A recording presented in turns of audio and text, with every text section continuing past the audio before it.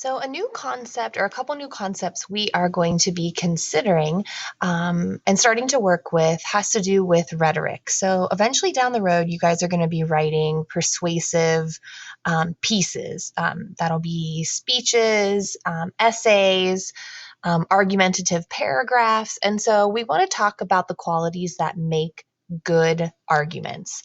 So, rhetoric was a method that was established by Aristotle, and this was his way of always winning an argument. And in order to persuade your audience, win some type of argument that you are a part of, you should have these three elements. And when you use these three elements, the goal is that you will sway your reader or your listeners. So these three elements are ethos, pathos, and logos.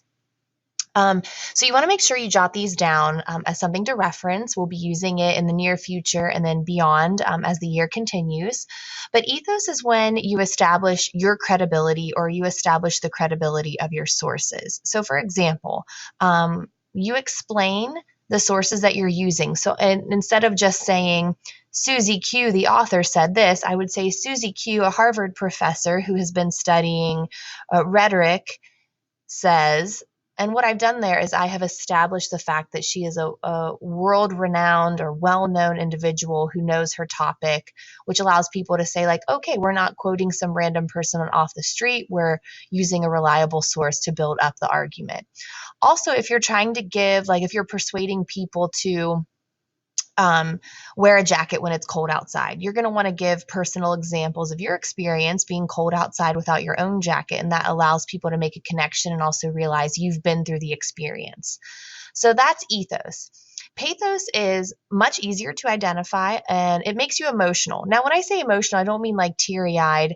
It can stir any kind of reaction in you. So any phrases where they're trying to make you make a personal connection to the text or to the argument. So it makes you think of like your family situation, or it makes you feel really bad. Like think of those puppy commercials, the Sarah McLachlan in the Arms of the Angels kind of moments when you are being drawn in, you're feeling sad for those puppies, so it makes you want to donate to them.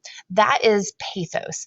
That is when we're having some kind of reaction to the things that we're seeing or hearing or reading, because that helps authors win you over. And then logos is more logical. Is your argument easy to follow? Is it laid out in a way that makes sense? If you're not jumping all over the place, your readers, listeners can follow you and therefore buy into your argument more.